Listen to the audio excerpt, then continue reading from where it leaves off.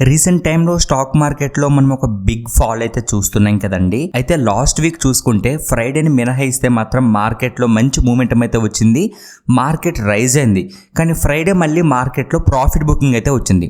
So ఇప్పుడు ఇన్వెస్టర్స్లో ఉన్న confusion ఏంటి అంటే, ప్రెజెంట్ మార్కెట్ ఎందుకు ఫాల్ అవుతుంది, ఎందుకు రైజ్ అవుతుంది, ఈ వారం స్టాక్ మార్కెట్లో మేము ట్రేడింగ్ చేయాలి అంటే మేము కన్సిడర్ చేయాల్సిన ఫ్యాక్టర్స్ ఏంటి, అసలు మేము బుల్లిష్గా చూడాలా, బేరిష్గా చూడాలా, Nifty, bank Nifty important levels ఏంటి, ఏవైనా మార్కెట్లో ఇంపార్టెంట్ ఈవెంట్స్ ఉన్నాయా, ఈ మొత్తం ఇన్ఫర్మేషన్ కూడా నేను మీకు స్టెప్ బై స్టెప్ అయితే ఎక్స్ప్లెయిన్ చేస్తాను. చాలా సింపుల్గా చెప్తాను. మీరు మార్కెట్ని బుల్లిష్గా చూడాలా, బేరిష్గా చూడాలా, ఇంపార్టెంట్ లెవెల్స్ ఏంటి, ఇవి మీకు క్లియర్గా ఎక్స్ప్లెయిన్ చేస్తాను. ఫ్రెండ్స్, ప్రతి ఒక్కరూ వీడియోని లైక్ చేయడానికి ప్రయత్నించండి. ఫ్రెండ్స్, మీరు చేసే లైక్ ఏదైతే ఉందో అది చాలా హెల్ప్ఫుల్గా ఉంటుంది. ప్రతి ఒక్కరూ లైక్ చేసి ఛానల్ని సబ్స్క్రైబ్ చేసి వీడియో అయితే కంటిన్యూ చేయండి, ఇంకా లేట్ చేయొద్దు. సో ఫ్రెండ్స్, రీసెంట్ టైంలో చూసుకుంటే స్టాక్ మార్కెట్లో ఫాల్ చూసాం. లాస్ట్ వీక్ మార్కెట్ పెరిగింది, బట్ ఫ్రైడే మళ్ళీ మార్కెట్లో ఫాల్ అయితే వచ్చింది. అయితే ఈ వారం మనం ఫోకస్ చేయాల్సిన ఇంపార్టెంట్ ఫ్యాక్టర్స్ ఏంటి అనేది మాట్లాడుకుంటే చూడండి, ముందుగా వార్ అండి. ప్రెజెంట్ మార్కెట్లో బిగ్ గ్లోబల్ ఫియర్ ఫ్యాక్టర్ ఏదైనా ఉంది అంటే అది వార్ మాత్రమే. ప్రెజెంట్ ఏం జరుగుతుందండి, యుఎస్ అండ్ ఇజ్రాయెల్ ఇరాన్ మీద అయితే అటాక్స్ చేస్తున్నాయి. సో ఇరాన్ ఏమైనా తగ్గుతుందా అంటే ఇరాన్ కూడా రివెంజ్గా అటాక్ అనేది స్టార్ట్ చేసింది. గల్ఫ్ కంట్రీస్లో కూడా అటాక్స్ అనేవి జరుగుతున్నాయి, ఫ్లైట్స్ క్యాన్సిల్ అవుతున్నాయి, గ్లోబల్ టెన్షన్ అనేది బాగా పెరిగింది. సింపుల్గా చెప్పాలంటే వార్ టెన్షన్ వలన ఇన్వెస్టర్స్ భయపడుతున్నారు. సో భయపడి వాళ్ళ దగ్గర ఉన్న షేర్స్ అనేవి అమ్ముతున్నారు. ఎప్పుడైనా ఇన్వెస్టర్లు షేర్స్ని అమ్మారనుకోండి, మార్కెట్ పడుతుంది కదా. సో ప్రెజెంట్ అయితే అదే జరుగుతుంది. సో మొదటిగా మనం ఫోకస్ చేయాల్సిన ఫ్యాక్టర్ ఏంటి, వార్ రిలేటెడ్గా ఏదైనా పాజిటివ్ అప్డేట్ వచ్చింది అంటే అది మార్కెట్ పాజిటివ్గా తీసుకుని అప్ సైడ్ వెళ్తుంది. లేదు వార్ కంటిన్యూ అవుతూ ఉందనుకోండి, మార్కెట్కి అది negative. Second factor, crude oil prices అనేవి పెరుగుతున్నాయి. ఇది కూడా రీజన్ ఏంటి, వార్ వల్ల ఏం జరిగింది, ఆయిల్ సప్లై అయితే డిస్టర్బ్ అయింది. సో ఇది ఇండియాకి ప్రాబ్లం అండి. ఎందుకు ఇండియాకి ప్రాబ్లం అంటే, ఇండియా ఆయిల్ ఇంపోర్ట్ చేసే కంట్రీ. సో ఆయిల్ ప్రైస్ పెరిగింది అనుకోండి, ఏం జరుగుతుంది, పెట్రోల్ డీజిల్ కాస్ట్లు పెరుగుతాయి, ట్రాన్స్పోర్ట్ కాస్ట్ పెరుగుతుంది, ఫుడ్ గుడ్స్ ప్రైజెస్ పెరుగుతాయి, ఇన్ఫ్లేషన్ పెరుగుతుంది, కంపెనీ ఎక్స్పెన్సెస్ పెరుగుతాయి, ప్రాఫిట్స్ తగ్గుతాయి కంపెనీలకి, షేర్ ప్రైజెస్ కూడా ఫాలో అవుతాయి, స్టాక్ మార్కెట్ కూడా ఫాలో అవుతుంది. సో ఆయిల్ రేటు పెరిగితే అన్ని రేట్స్ కూడా పెరుగుతాయి కాబట్టి కంపెనీస్కి ఖర్చు పెరుగుతుంది కాబట్టి ప్రాఫిట్స్ తగ్గుతాయి కాబట్టి ఇన్వెస్టర్స్ ఏం చేస్తారు, వాళ్ళ దగ్గర ఉన్న షేర్లని అమ్ముతారు. సో ఆయిల్ ప్రైజెస్ తగ్గితేనే ఇండియన్ మార్కెట్స్కి పాజిటివ్. ఈ వార్ వలన ఆయిల్ ప్రైజెస్ పెరిగితే డెఫినెట్లీ నెగిటివ్. సో ఈ సెకండ్ ఫ్యాక్టర్ మీరు కన్సిడర్ చేయాలి, ఫోకస్ చేయాలి. అండ్ థర్డ్ ఫ్యాక్టర్ ఏంటి, గోల్డ్ సిల్వర్ ప్రైజెస్ అనేవి పెరుగుతూ ఉన్నాయనుకోండి, అది మనం నెగిటివ్గా చూడాలి. అదేంటి గోల్డ్ సిల్వర్ పెరిగితే మనం ఎందుకు నెగిటివ్గా చూడాలి, అది పాజిటివ్ కదా అంటే, ఫ్రెండ్స్ గోల్డ్ అండ్ సిల్వర్లో ఎప్పుడు ఇన్వెస్ట్మెంట్ చేస్తారంటే, ఎప్పుడైతే స్టాక్ మార్కెట్లో ఫాల్ వస్తుందని చెప్పి ఇన్వెస్టర్స్ భయపడి ఆ మనీ తీసి గోల్డ్ అండ్ సిల్వర్లో ఇన్వెస్ట్ చేస్తారు. ఎందుకు అంటే గోల్డ్ అండ్ సిల్వర్ని వీళ్ళు సేఫ్ అసెట్స్లా అయితే చూస్తారు కాబట్టి గోల్డ్ సిల్వర్లో ఇన్వెస్ట్మెంట్స్ అనేవి జరుగుతాయి. సో గోల్డ్ సిల్వర్ బాగా పెరుగుతుందంటే కారణం స్టాక్ మార్కెట్ ఫాల్ అవుతుంది అని చెప్పి అర్థం చేసుకోవాలి. ఇక నెక్స్ట్ ఫ్యాక్టర్ ఏంటంటే ఫారెన్ ఇన్వెస్టర్స్ అండి, ఎఫ్ఐఐ. వీళ్ళ ఎఫెక్ట్ అనేది మన మార్కెట్పై ఒకప్పుడైతే చాలా హెవీగా ఉన్నది, ఇప్పుడు ఉంది. అయితే ఎఫ్ఐ ఏం చేస్తున్నారు, హెవీగా షేర్స్ని అమ్మేస్తున్నారు అనమాట. థౌజండ్స్ ఆఫ్ క్రోర్స్ని మార్కెట్ నుండి వీళ్ళు బయటికి తీసుకొచ్చేస్తున్నారు. ఎందుకు అంటే మన ఇండియన్ మార్కెట్ని నెగిటివ్గా చూస్తున్నారు. వార్ వలన ఆయిల్ సప్లై డిస్టర్బ్ అయింది, సో ఇండియన్ ఎకానమీ కూడా డిస్టర్బ్ అవుతుంది. సో అందుకే మనము ఇండియన్ మార్కెట్ నుంచి డబ్బులు బయటికి తీసుకురావాలని చెప్పి వీళ్ళు సెల్ చేస్తున్నారు. So war tension, oil prices increase అవ్వడం వల్ల ఇండియన్ ఎకానమీ ఆయిల్ మీద డిపెండ్ అవ్వడం వలన రూపీ వాల్యూ అనేది తగ్గుతుంది. సో ఈ ఎఫెక్ట్ వల్ల ఏమవుతుంది, ఎఫ్ఐఎస్ సెల్ చేస్తున్నారు, డిమాండ్ తగ్గుతుంది, షేర్ ప్రైజెస్ ఫాలో అవుతున్నాయి, మార్కెట్ వీక్ అవుతుంది. సో ఎఫ్ఐఎస్ కూడా మనము ఫోకస్ చేయాలి. ఎఫ్ఐఎస్ మన మార్కెట్లో బై చేస్తున్నారా, సెల్ చేస్తున్నారా అనేది మనము ఫోకస్ చేయాలి. ఫ్రెండ్స్, నెక్స్ట్ ఫ్యాక్టర్ ఏంటంటే డిఏ అండి. డిఏ మాత్రం మన మార్కెట్కి సపోర్ట్ చేస్తున్నారు.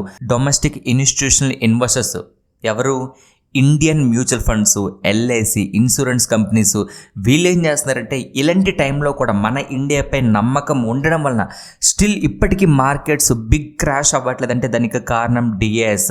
ఒకవేళ చెప్పాలంటే మనం కూడా ఎస్ఐపి ద్వారా మనం మార్కెట్లో మ్యూచువల్ ఫండ్స్లో ఇన్వెస్ట్మెంట్ చేస్తున్నాం కదా. సో ఈ రీజన్ వలన కూడా మార్కెట్లో అంత ఇంపాక్ట్ అయితే మనకి కనిపించలేదు. లేదంటే ఇంకా మార్కెట్స్ అనేవి దారుణంగా ఫాలో అయ్యేవి. కానీ ఫారెన్ ఇన్వెస్టర్స్ సెల్ చేస్తున్నా సరే మన ఇండియన్ ఇన్వెస్టర్స్ మాత్రం బై చేస్తున్నారు. మన ఇండియా పైన నమ్మకం ఉంది కాబట్టే బై చేస్తున్నారు.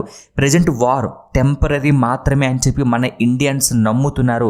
ప్రతి ఒక్క ఇన్వెస్టర్ కూడా దీన్ని ఆపర్చునిటీగా చూస్తూ ఎస్ఐపిస్ ద్వారా ఇంకా మనీ అనేది మార్కెట్లోకి పంపిస్తున్నారు. కాబట్టి మార్కెట్స్ ఇంకా స్టేబుల్గా ఉన్నాయి. ఒకప్పుడు పరిస్థితులు చూసుకుంటే మార్కెట్స్ ఇప్పుడు ఇంకా దారుణంగా పడిపోవాలి. కానీ అలా జరగట్లేదంటే దానికి కారణం డిఏఐ, ఇండైరెక్ట్గా మీరు. సో ఇది గుర్తుపెట్టుకోండి. Next factor global market impacts అండి. యుఎస్ మార్కెట్స్ అవ్వచ్చు, యూరప్ మార్కెట్స్ అవ్వచ్చు ఫాలో అయ్యాయి అనుకోండి, గ్లోబల్ ఫియర్ పెరిగితే ఇండియన్ మార్కెట్స్ కూడా ఎఫెక్ట్ అవుతాయి. సో ఇప్పుడు గ్లోబల్ సిచ్యువేషన్ అనేది అన్స్టేబుల్గా ఉంది కాబట్టి ఆ ఇంపాక్ట్ కూడా మన మార్కెట్ పైన చూపిస్తుంది. ఇక నెక్స్ట్ ఫ్యాక్టర్ ఏంటంటే ఇన్ఫ్లేషన్ డేటా అండి. ఫ్రెండ్స్ ఇది చాలా ఇంపార్టెంట్.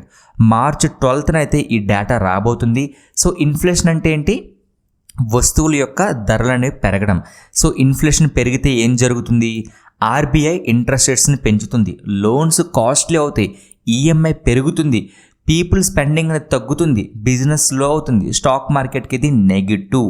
సో డెఫినెట్లీ మనం ఇన్ఫ్లేషన్ డేటా పైన ఫోకస్ చేయాలి. ఇన్ఫ్లేషన్ ప్రజెంట్ ఎలా ఉంది అన్నది తప్పకుండా మనము చూడవలసి ఉంటుంది. సో మీకు అర్థమైంది కదండి. ఈ వారం మనము ఈ 7 ఫ్యాక్టర్స్ పైన మనము ఫోకస్ అయితే చేయాలి. మొదటి ఫ్యాక్టర్ ఏంటండి? వార్. Most important. ఈ వార్కి లింక్ ఏ వస్తుంది? క్రూడ్ ఆయిల్ ప్రైజెస్ పెరిగితే negative. Next factor gold and silver. So ఇవి కూడా పెరగొచ్చు, బట్ మన స్టాక్ మార్కెట్స్ ఫాలో అవుతున్నాయి అంటే మాత్రం అక్కడ డబ్బులు తీసుకొచ్చి ఇక్కడ ఇన్వెస్ట్ చేస్తున్నారని అర్థం. ఇక నెక్స్ట్ ఫ్యాక్టర్ ఎఫ్ఐ మన మార్కెట్లో మళ్ళీ బై చేయడం మొదలెడితే మన మార్కెట్స్కి పాజిటివ్. నెక్స్ట్ డిఐ అయితే ప్రజెంట్ అయితే మార్కెట్ని పాజిటివ్గానే చూస్తున్నారు, మన మార్కెట్ని స్టేబుల్గా ఉంచడానికి ప్రయత్నిస్తున్నారు. ఇక next factor global markets impact అనమాట. గ్లోబల్ మార్కెట్స్ నెగిటివ్గా రియాక్ట్ అయితే ఆ ఇంపాక్ట్ కూడా మన ఇండియన్ మార్కెట్ పైన అయితే పడుతుంది. ఇక ఫైనల్ ఇంపార్టెంట్ ఇన్ఫ్లేషన్ డేటా. ఈ డేటా పైన కూడా మీరు ఫోకస్ అయితే చేయాలి. ఇక ఫ్రెండ్స్ ఎక్స్పర్ట్స్ ఏం చెప్తున్నారు అంటే మార్కెట్ ఇప్పుడు రిస్క్ జోన్లో ఉంది, వోల్టాలిటీ చాలా ఎక్కువ ఉంటుంది, బిగ్ రికవరీ కోసం వెయిట్ చేయొద్దు అని చెప్పేసి ప్రజెంట్ ఎక్స్పర్ట్స్ అయితే చెప్తున్నారు. సో ఇక్కడ మార్కెట్స్ ఎప్పుడు రికవరీ వస్తుంది, పాజిటివ్ ఎప్పుడు అంటే వార్ ఫస్ట్ తగ్గాలండి. వార్ టెన్షన్స్ తగ్గాలి, ఆయిల్ ప్రైజెస్ తగ్గాలి, ఫారెన్ ఇన్వెస్టర్స్ మళ్ళీ మన ఇండియన్ మార్కెట్లో బై చేయాలి, ఇన్ఫ్లేషన్ అనేది కంట్రోల్లో ఉండాలి. ఇలా జరిగితే మాత్రం డెఫినెట్లీ మన మార్కెట్స్ని మళ్ళీ మనము పాజిటివ్గా అయితే చూస్తాము. సో ఫ్రెండ్స్ మీకు అర్థమైంది కదా, ఈ వారం మనము ఈ ఫ్యాక్టర్స్ పైన కన్సిడర్ చేయాలి. ఇక ఫ్రెండ్స్ నిఫ్టీ చూడండి, లాస్ట్ వీక్ 2.89% ఫాల్ అయితే లాస్ట్ 1 మంత్లో 4.84% ఫాల్ అయింది కదా. లాస్ట్ 6 మంత్స్లో చూడండి 1.17% మాత్రమే, జస్ట్ 1.17% మాత్రమే లాస్ట్ 6 మంత్స్. అదే లాస్ట్ 1 ఇయర్ చూసుకుంటే 8.45% రిటర్న్స్ కూడా ఇచ్చింది. సో మన ఇండియన్ మార్కెట్స్ స్టిల్ స్టేబుల్గా ఉన్నాయి అని చెప్పి మనం అర్థం చేసుకోవాలి. ఫ్రెండ్స్ నెక్స్ట్ మనం ఆప్షన్ చైన్ కోసం మాట్లాడుకుంటే చూడండి, ప్రజెంట్ ఇది నిఫ్టీకి సంబంధించిన option chain data, expiry date 10th March అనమాట. చూడండి ప్రెజెంట్ ఆప్షన్ చైన్ డేటా మనం చూసుకుంటే కాల్ సైడ్ చాలా స్ట్రాంగ్గా మనకి ఓపెన్ ఇంట్రెస్ట్ కనిపిస్తుంది. పుట్ సైడ్తో కంపేర్ చేసుకుంటే పుట్ సైడ్ 16 lakhs ఉంటే కాల్ సైడ్ 23 lakhs అబోవ్ ఉన్నాయి. అండ్ పుట్ సైడ్ చూడండి ఎగ్జిట్ అవుతున్నారు పొజిషన్స్ నుంచి, చూసారా? సో దీని అర్థం ఏంటంటే స్టిల్ ఇన్వెస్టర్స్ ఇప్పటికి కూడా ఏమనుకుంటున్నారు అంటే మార్కెట్స్ ఫర్దర్గా ఫాలో అవుతాయి అని చెప్పి అనుకున్నారు. బట్ ఈ ఆప్షన్ చైన్ని బ్లైండ్గా ఫాలో అవ్వకూడదు. రేపు మార్కెట్ ఓపెన్ అయిన తర్వాత కూడా ఆప్షన్ చైన్ డేటా ఎలా ఉందో అనాలిసిస్ అనేది తప్పకుండా చేయాలి. ఫ్రెండ్స్ నెక్స్ట్ మనం నిఫ్టీ కోసం మాట్లాడుకుంటే ప్రెజెంట్ నిఫ్టీ క్లోజింగ్ 24,450 దగ్గర ఉంది. అండ్ ఇది 3 months వరల్డ్ చార్ట్ అండి. యాక్చువల్గా సెబీ రూల్స్ ప్రకారంగా అయితే మేము లేటెస్ట్ చార్ట్ అనేది షో చేయకూడదు. సో అందుకే ఇది 3 months వరల్డ్ చార్ట్ మీకు చెప్తున్నాను. ఇప్పుడు మీరు అర్థం చేసుకోవాల్సింది ఏంటి అంటే ప్రెజెంట్ మార్కెట్ అయితే ఇంపార్టెంట్ సపోర్ట్ లెవెల్స్ దగ్గరికి అయితే రీచ్ అవుతుంది. సో చాలా జాగ్రత్తగా మనము ట్రేడింగ్ అనేది చేయాల్సి ఉంటుంది. చూడండి ఇంపార్టెంట్ సపోర్ట్ లెవెల్స్ ఏంటి? 24,000 లెవెల్, ఇది మోస్ట్ ఇంపార్టెంట్ సపోర్ట్ లెవెల్ అండి. అండ్ నెక్స్ట్ సపోర్ట్ 23,000 500 దగ్గర అయితే ఉంది. ఈ 2 లెవెల్స్ కూడా చాలా ఇంపార్టెంట్ సపోర్ట్ లెవెల్స్. సో ఇక్కడ వరకు మార్కెట్స్ ఫాల్ అయితే మాత్రం డెఫినెట్లీ మనకి ఇది ఒక ఆపర్చునిటీగా చూడొచ్చు. అండ్ ఇక్కడ నుంచి మార్కెట్స్ స్ట్రాంగ్గా రివర్సల్ ఇచ్చే అవకాశాలు కూడా ఉంటాయి. ఇక రేపటి కోసం మనం మాట్లాడుకుంటే రేపు మార్కెట్ ఓపెనింగ్ అనేది గ్యాప్ డౌన్ ఓపెనింగ్ ఇచ్చింది అనుకోండి. 24,350 లెవెల్ అయితే చాలా ఇంపార్టెంట్ లెవెల్ అండి.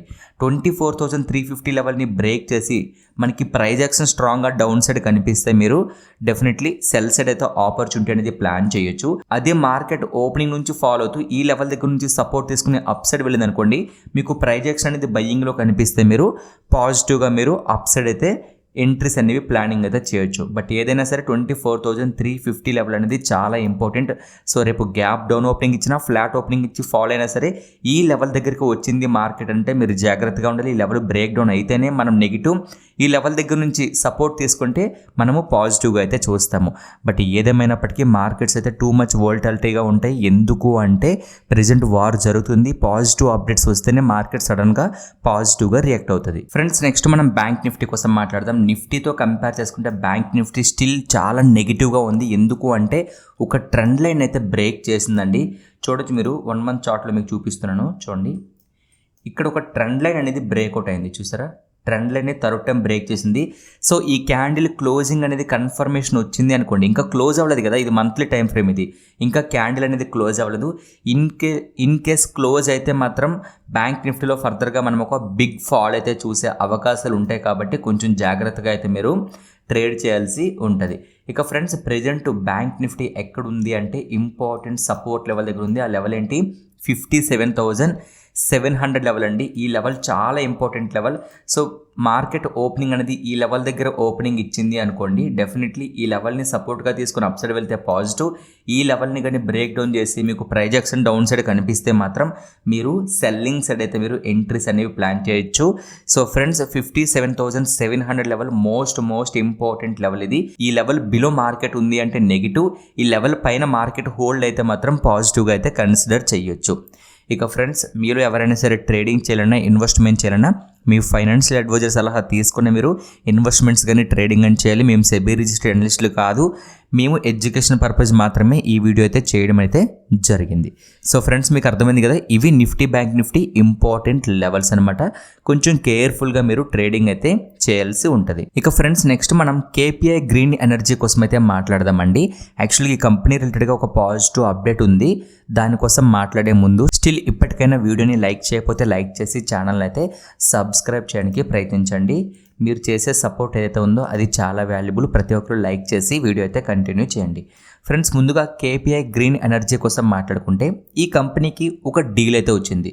డీల్ ఎక్కడి నుంచి వచ్చింది? గుజరాత్ గవర్నమెంట్ ఈ కంపెనీకి ఒక డీల్ అయితే ఇచ్చిందండి. అదేంటంటే కంపెనీకి పెద్ద బ్యాటరీస్ని ఇన్స్టాల్ చేయమని చెప్పింది.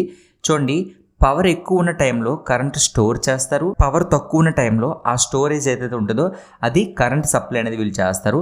ఇక ప్రాజెక్ట్ సైజ్ ఎంత అంటే 445 మెగావాట్స్ పవర్ అయితే హ్యాండిల్ చేస్తుంది. 890 మెగావాట్స్ హవర్ ఎలక్ట్రిసిటీ అనేది స్టోర్ చేయగలదు అనమాట. సింపుల్గా చెప్పాలంటే ఇది చాలా పెద్ద పవర్ బ్యాంక్ లాంటి సిస్టమ్ అండి. ఎక్కడంటే గుజరాత్ స్టేట్లో డిఫరెంట్ ప్లేసెస్లో అయితే వీళ్ళు ఇన్స్టాల్ అయితే చేస్తున్నారు. ఇక గవర్నమెంట్ సపోర్ట్ కూడా ఉందండి. గవర్నమెంట్ కొన్ని ఫండ్స్ కూడా ఇస్తుంది. కాబట్టి కంపెనీకి లాస్ రిస్క్ అనేది చాలా తక్కువ అయితే ఉంటుంది. ఇక ఇది ఎందుకు ఇంపార్టెంట్ ఈ అప్డేట్ అంటే కేపీఐ గ్రీన్ ఎనర్జీ ఇప్పుడు బ్యాటరీ స్టోరేజ్ బిజినెస్లో కూడా ఎంటర్ అయింది. ఫ్యూచర్లో రెన్యూబుల్ ఎనర్జీకి బ్యాటరీస్ చాలా ఇంపార్టెంట్ కాబట్టి లాంగ్ టర్మ్ గవర్నమెంట్ కాంట్రాక్ట్ కాబట్టి స్టేబుల్ ఇన్కమ్ అనేది ఉంటుంది. మీకు సింపుల్గా చెప్పాలంటే మొబైల్ పవర్ బ్యాంక్ గురించి మీకు తెలుసు కదా. సో కరెంట్ స్టోర్ చేస్తుంది పవర్ బ్యాంక్, అదేవిధంగా మనకు అవసరమైనప్పుడు మనము యూజ్ చేసుకోవచ్చు. సో ఈ ప్రాజెక్ట్ కూడా సేమ్ ఉంటుంది. ఇక ఇన్వెస్టర్స్ ఎలా అర్థం చేసుకోవాలంటే ఫ్యూచర్ బిజినెస్ గ్రోత్ ఛాన్స్ ఉంది, new technology sector, stable long term income కూడా ఉంటుంది. సో ఫ్రెండ్స్, ఎవరైనా సరే కేపీ గ్రీన్ ఎనర్జీలో ఇన్వెస్ట్ చేస్తుంటే మాత్రం ఇది ఒక పాజిటివ్ అప్డేట్ అని మీరు కన్సిడర్ అయితే చేయొచ్చు. ఇక ఫ్రెండ్స్, నెక్స్ట్ మనం కొన్ని కంపెనీ అప్డేట్స్ అయితే ఉన్నాయి, వాటి కోసం సింపుల్గా మాట్లాడదాం. ముందుగా ఎస్ బ్యాంక్ కోసం మాట్లాడుకుందాం. ఎస్ బ్యాంక్కి కొత్త సీఈఓ అయితే అపాయింట్ చేశారండి. సో సీఈఓ అంటే కంపెనీకి మెయిన్ లీడర్ కదా. కొత్త లీడర్ వచ్చినప్పుడు కంపెనీ ఫ్యూచర్ ప్లాన్స్ అనేవి మారచ్చు. సో ఇన్వెస్టర్స్ కంపెనీ ఇంప్రూవ్ అవ్వచ్చు అని అయితే అనుకుంటున్నారు. ట్రేడర్స్ స్టాక్ని యాక్టివ్గా బై సెల్ అయితే చేస్తూ ఉంటారు. సో కొంచెం జాగ్రత్తగా మీరు ఎస్ బ్యాంక్ పైన అయితే ఫోకస్ చేయండి. ఇక దీని ఇంపాక్ట్ ఎలా ఉంటుందంటే పాజిటివ్ న్యూస్ కాబట్టి స్టాక్ ప్రైస్ అనేది ఇంక్రీజ్ అయ్యే అవకాశాలు ఉన్నాయి. మనం చెప్పలేము, అది నెగిటివ్గా కన్సిడర్ కూడా చేసే అవకాశాలు కూడా ఉంటాయి, లేదా హెవీ ట్రేడింగ్ వాల్యూమ్స్ కూడా రావచ్చు. సో సింపుల్గా చెప్పాలంటే కొత్త బాస్ వచ్చినప్పుడు ఇన్వెస్టర్స్ ఫోకస్ అనేది పెరుగుతుంది, కాబట్టి ఎస్ బ్యాంక్ పైన మీరు ఫోకస్ అయితే చేయండి. Next one Kotak Mahindra bank అండి. దీని అప్డేట్ ఏంటంటే బ్యాంకు కొత్త ఎగ్జిక్యూటివ్ డైరెక్టర్ అయితే అపాయింట్ చేసింది. సో ఎగ్జిక్యూటివ్ డైరెక్టర్ అంటే టాప్ మేనేజ్మెంట్ పోస్ట్ అనమాట. సో మేనేజ్మెంట్ చేంజెస్ అంటే కంపెనీ స్ట్రాటజీ కూడా మారచ్చు కదా. Big investors and traders company future మీద అయితే గెస్ట్ చేస్తున్నారు, పాజిటివ్గా ఉండే అవకాశాలు ఉంటాయని.